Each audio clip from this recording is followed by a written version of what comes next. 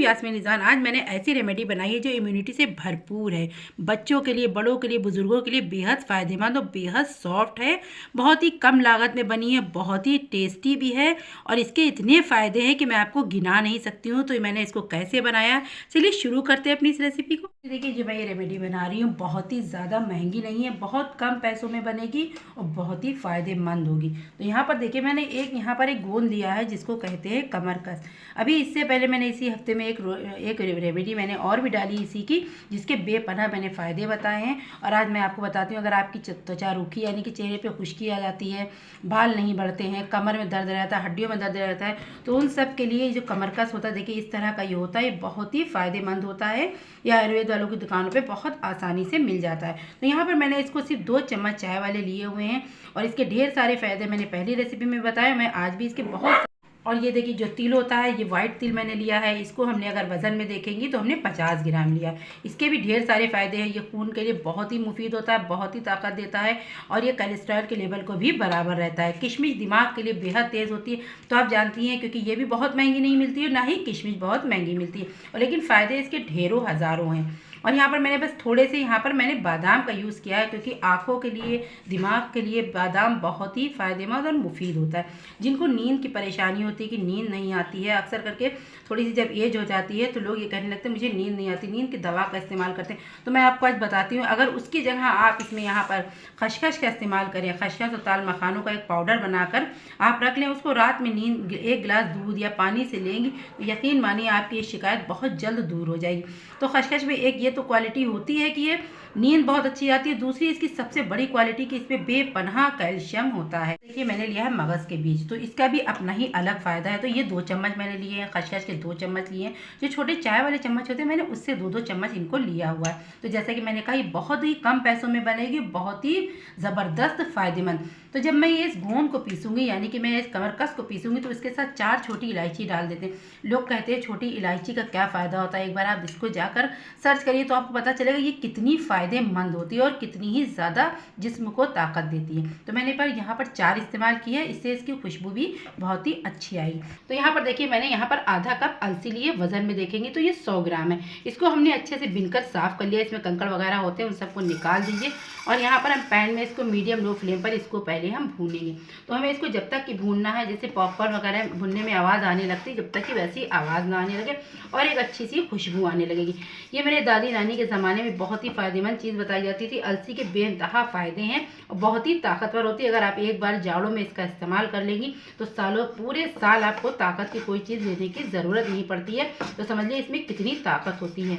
तो इसको हमें अच्छे से भून लेना है, यानी कि जब तक कि इसमें अच्छी सी खुशबू ना आने लगे, चटकने ना लगे। भूनते हुए मुझे 5 मिनट हो चुके हैं, मीडियम लो फ्लेम पर भूना। आप देख सकती हैं इसमें एक चटकने की आवाज़ आने लगी, बेहद उमदा सी है खुशबू आने लगी है। बस इससे ज़्यादा हम इसे नहीं भूनेंगे वरना ये कड़वी हो जाएगी। इसको हम डालेंगे और इसको थोड़ा ठंडा होने देंगे। पैन में हम इस तिल को डाल देंगे और इसको भी हम इसी तरह से रोस्ट कर लेंगे। आपने देखा यहाँ पर मैंने अभी घी वगैरह का बिल्कुल भी इस्तेमाल नहीं किया। जैसा मैंने आपसे कहा, ये बहुत ही कम पैसों में, कम लागत में बहुत ही बेहतरीन रेमेडी बनकर रेडी होती है। तो इसको भी तिल को मुझे सिर्फ 2 से 4 मिनट तक बिल्कुल मीडियम लो फ्लेम पर भूनना है।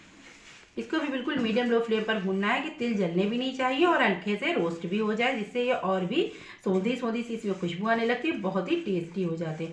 तो देखिए 2 से 3 मिनट हो चुके हैं, अब इनको भी हम निकाल लेंगे।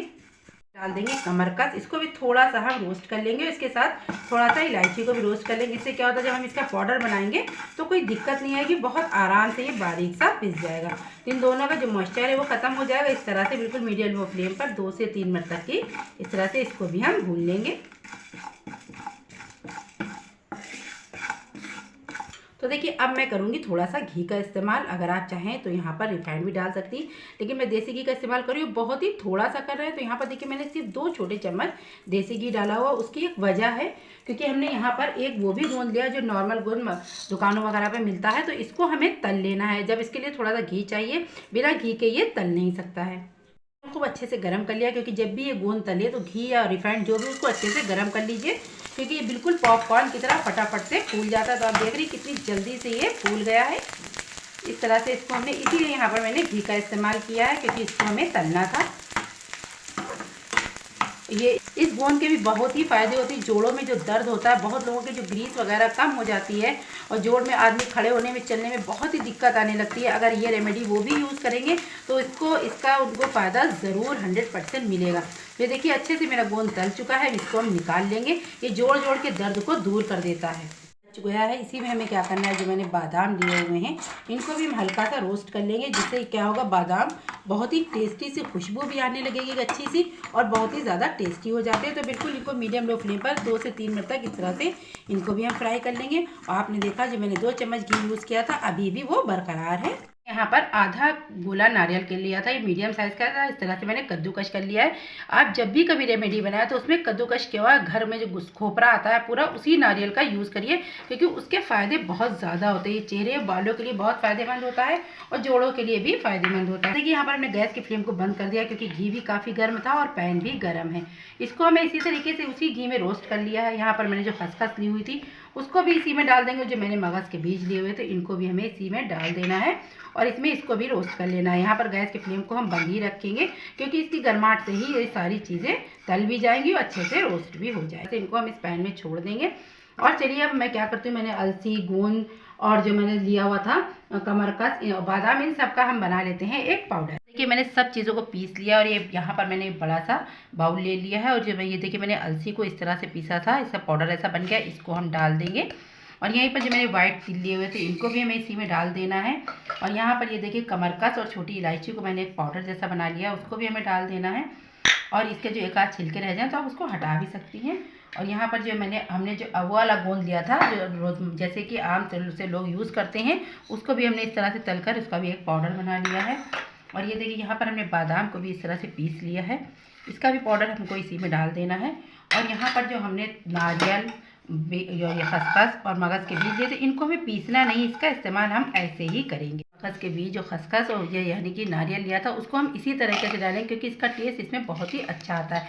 अब क्या करना है, इन सबको हमें अच्छे से मिक्स कर देना है। और यहीं पर दिखाऊंगी अब हम इसमें इसकी मिठास के लिए हमें क्या डालना है, तो मैं आपको दिखाती हूँ।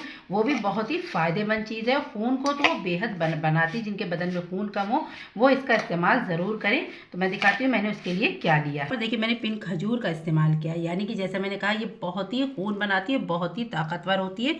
अगर आप 1 पिन खजूर यानी कि 2 पिन खजूर दूध से पिए तो आपको बहुत ही जल्दी खून की कमी को ये दूर करती। तो ये देखिए मैं आपको दिखा रही हूँ, मैंने इसको सब नाइफ से इसके बीजे निकाल दिए हैं, लेकिन सिर्फ 1 पिन खजूर को मैंने छोड़ दिया था। तो मैंने इस तरह से नाइफ से इसमें कट लगाई और बिल्कुल सॉफ्ट वाली पिन खजूर लीजिए, और इसमें जो ये बीजा होता है इसको हमें हटा देना है। तो मैंने सबको हटा कर रखा हुआ है। इसी के साथ मैंने ली है यहाँ पर देखिए मैंने थोड़ी सी किशमिश ली है, 2 चाय के चम्मच। ये किशमिश भी दिमाग के लिए बहुत फ़ायदेमंद होती है, जिस्म को बहुत ताकत देती है और ठंडक और राहत भी देती है, दिल के लिए भी बहुत फ़ायदेमंद होती है। तो इन सबको हमें चॉपर में चॉप कर लेना है। देखिए मैंने वही पैन लिया है, इस तरह से चॉपर से किशमिश को और पिन खजूर को चॉप कर लिया। यही मैंने कहा था, इसको थोड़ा सा सॉफ्ट ही पिन खजूर लीजिएगा, जो आपके पीसने में यानी कि चॉप करने में दिक्कत ना हो। तो आप देख रहे बिल्कुल दरदरी सी, बहुत बारीक नहीं की, इसको थोड़ा सा हम पका लेंगे।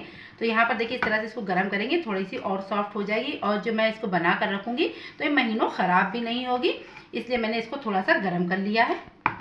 फिर देखिए इस तरह से दबा दबा कर हमने इसको पका लिया है 5 मिनट के लिए। गैस के फ्लेम को मैंने लो ही रखा था। अब हम इसको निकाल लेंगे और गैस के फ्लेम को बंद कर देंगे। तो ये देखिए अब इन सबको हमें इसी पिन खजूर और किशमिश के साथ अच्छे से बाइंड कर लेना है। तो यकीन मानिए बहुत ही सॉफ्ट बनते हैं। आप चाहें तो इनको लड्डू की तरह बना सकती हैं, आप चाहें तो इनको बर्फ़ी की भी शेप दे सकती हैं। मैं इनको लड्डू की तरह बनाऊंगी। तो ये देखिए मैं इनको अच्छे से मिला लूँगी। और इनमें जो इसकी मिठास है, आप समझ लीजिए, ना ही मैंने गुड़ का यूज़ किया ना शक्कर का। तो ये कितने ताकतवर और कितने फ़ायदेमंद बने हैं। और आपने देखा ये बहुत ही कम इंग्रेडिएंट में बने हैं, बहुत ज़्यादा महंगी इसमें चीज़ें नहीं लगी हैं कि जो आम आदमी इसको बना ना सके। देखिए मैंने इनको अच्छे से मिक्स कर दिया है। तो ये मैं बता सकती हूँ, अगर आप चाहें तो इसको बुज़ुर्गों के लिए बना सकती हैं, क्योंकि वो बहुत आसानी से खा लेंगे। आप देख सकती हैं बिल्कुल भी कोई ऐसी चीज़ नहीं जो चबाने की ज़रूरत पड़े। फिलहाल मैंने इसको अपने बच्चों के लिए बनाया है और इसके मैंने बताया बहुत से फ़ायदेमंद होती है ये। बच्चों में बहुत जल्दी कमज़ोरी आती है, आजकल बच्चों पर पढ़ाई का बहुत प्रेशर होता है। तो ये देखिए कितनी आसानी से इसके लड्डू बनने हैं। बस मैं बहुत मीडियम साइज़ के बनाऊँगी, बहुत ज़्यादा बड़े नहीं बनाएंगे। एक रात में बच्चों को दे दीजिए, जिनके पेपर हो रहे हो, जो बच्चे दिमाग से कमज़ोर है, जिनको आँखों की दिक्कत हो, या तो जिनके आप देखती हैं पैरों हाथों में दर्द बताते हैं बच्चे, ये कैल्शियम से भरपूर हैं। बड़ों के लिए भी है, बच्चों के लिए भी है और बुज़ुर्गों के लिए भी। अगर ये साइज़ का चाहे तो आप बना सकती हैं, और अगर आप चाहें तो इसको बर्फ़ी की तरह भी जमा सकती हैं। तो मैं इसको यही शेप दूँगी और साइज़ मैं बिल्कुल इतना ही रखूँगी। और अगर जैसे आप बुज़ुर्गों या बड़ों को दे रही हैं तो इसका साइज़ मैं बताती हूँ, थोड़ा सा बड़ा बना लीजिए। तो देखिए, मैं अगर जैसे बड़े लोग लेंगे तो थोड़े से लड्डू का साइज़ इतना बड़ा होना चाहिए। तो ये देखिए, मैं वो भी आपको बनाकर दिखा रही हूँ, इस तरह सा होना चाहिए। तो दोनों में आप फ़र्क देख सकती हैं। अगर आप बड़े बनाएं तो बच्चों को फिर हाफ दे दीजिए। ये लड्डू बनकर रेडी हो चुके हैं। ये 21 लड्डू बने हैं। आप बच्चों को रोज़ रात में एक दीजिए दूध के साथ, और इसके फ़ायदे देखिए। अगर आपको मेरी रेसिपीज़ पसंद आती हैं तो मुझे लाइक और सब्सक्राइब ज़रूर कीजिए। कमेंट बॉक्स में ये भी बताइए आपको ये कैसी लगी। अल्लाह हाफिज़। फिर मिलेंगे एक नई डिश के साथ।